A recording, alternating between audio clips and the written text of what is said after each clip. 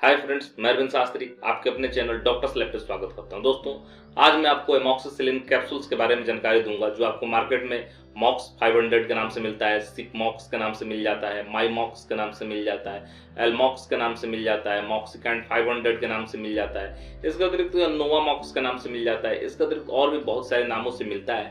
लेकिन ध्यान रहे कि जो एमॉक्सिसिलिन कैप्सूल है उसके बारे में आज आपको यहाँ संपूर्ण जानकारी दी जाएगी। आपको बताया जाएगा कि एमॉक्सिसिलिन कैप्सूल का किन किन बीमारियों में उपयोग किया जाता है, इसका साइड इफेक्ट क्या है, इसका डोज क्या है। इसके अतिरिक्त और भी बहुत सारी महत्वपूर्ण जानकारी आपको दी जाएगी। बस आपको स्किप नहीं करना है, वीडियो के अंत तक बने रहना है ताकि आपको इस महत्वपूर्ण ड्रग के बारे में संपूर्ण तथा सटीक जानकारी मिल सके, जिससे कि आप अपने पेशेंट का इलाज कर सके। या स्वागत है दोस्तों एक बार फिर से आपके अपने चैनल पर। दोस्तों, एमॉक्सिसिलिन एक पेनिसिलिन ग्रुप से संबंधित दवा है जो कि बैक्टीरिया जनित रोग के इलाज में इसका उपयोग लिया जाता है। यानी कि बैक्टीरिया से होने वाले जो भी रोग हैं उसको ठीक करने के लिए इस दवा का इस्तेमाल किया जाता है। अगर बात किया जाए एमॉक्सिसिलिन का, तो यह एक बैक्टीरियोसिडल तथा बैक्टीरियोस्टैटिक्स प्रॉपर्टी है। इसका मतलब है यह बैक्टीरिया को मारने का भी काम करता है तथा यह बैक्टीरिया को रोकने का भी काम करता है। यानी यह दोनों तरीका से आपका इलाज करता है। अगर बताया जाए कि किस किस बीमारी में इसका इस्तेमाल लिया जाता है, तो सबसे पहले मैं बता दूं, इसका उपयोग बहुत सारी बीमारियों को ठीक करने के लिए किया जाता है, क्योंकि यह एक वाइड रेंज एंटीबायोटिक है। इससे बहुत सारी बीमारियों को ठीक किया जा सकता है।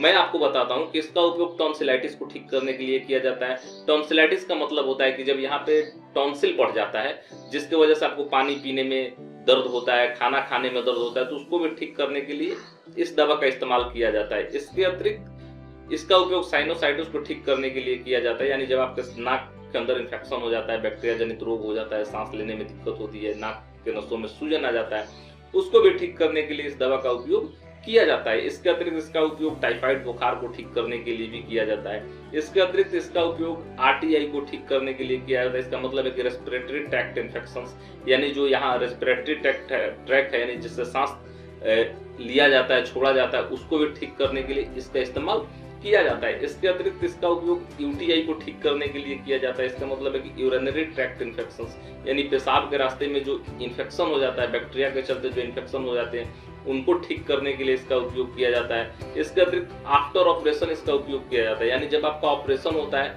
उसमें क्या होता है कि जहाँ पे सिलाई किया जाता है या टाँके पड़ते हैं या जो जहाँ घाव होता है, तो उनको सुखाने के लिए भी, ताकि वहाँ बैक्टीरिया का रोग न लगे, उसके लिए भी इस दवा का इस्तेमाल किया जाता है। इसके अतिरिक्त इसका उपयोग मेनिंजाइटिस में किया जाता है। इसके अतिरिक्त इसका उपयोग गोनोरिया में किया जाता है।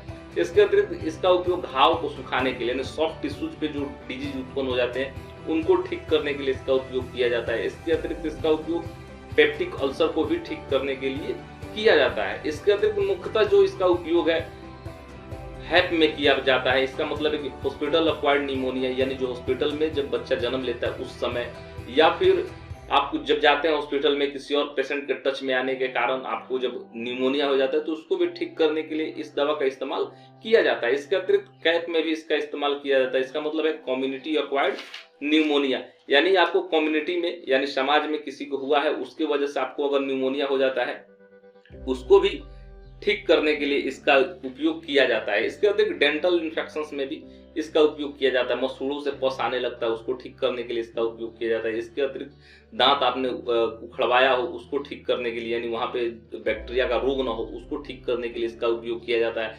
या फिर दांत में कहीं बैक्टीरिया जनित रोग हो जाए, कोई इन्फेक्शन हो जाए, तो उसको भी ठीक करने के लिए इसका उपयोग किया जाता है। इसके अतिरिक्त बैक्टीरिया जनित जितने भी रोग हैं, उनको ठीक करने के लिए इस दवा का इस्तेमाल किया जाता है। यानी कि इसके बहुत सारे उपयोग हैं। अगर मैं बताऊं कि इसका साइड इफेक्ट क्या है, इसका डोज क्या है, तो सबसे पहले मैं आपको बता दूं कि इसके साइड इफेक्ट्स भी हैं कुछ, जैसे आपको नोजिया या वोमिटिंग हो सकता है, दस्त हो सकता है, डायरिया हो सकता है। इसके अतिरिक्त आपको पेट में दर्द हो सकता है, स्किन रैशेस हो सकते हैं। अगर ये सारे चीज आपको होते हैं तो यह इसका एक साइड इफेक्ट हो सकता है। अगर ये समस्या ज्यादा दिनों तक बनी रहे तो आपको अपने डॉक्टर से सलाह लेने की जरूरत है और दवा को तुरंत छोड़ देने की आवश्यकता है। इसके अतिरिक्त अगर इसके डोज की बात की जाए, तो अमूमन जो डोज इसका होता है, अगर आपकी उम्र 14 साल से ज्यादा है, तो आपको 2 टैबलेट रिकमेंड किया जाता है कि एक टैबलेट सुबह में खाना खाने के बाद खा सकते हैं, एक टैबलेट शाम को ले सकते हैं। लेकिन अगर बेसिकली बात किया जाए तो यह आपकी कंडीशन पे डिपेंड करता है। डॉक्टर डिसाइड करता है कि आपका कंडीशन क्या है, उस हिसाब से इस दवा को दिया जाता है। और आपको एक बात ध्यान और देना चाहिए कि डोज पूरा होने के बाद ही दवा को छोड़ें, क्योंकि अगर आपका रोग ठीक हो जाता है लेकिन आप दवा को तब तक न छोड़ें जब तक कि आपका डॉक्टर ना बोले, क्योंकि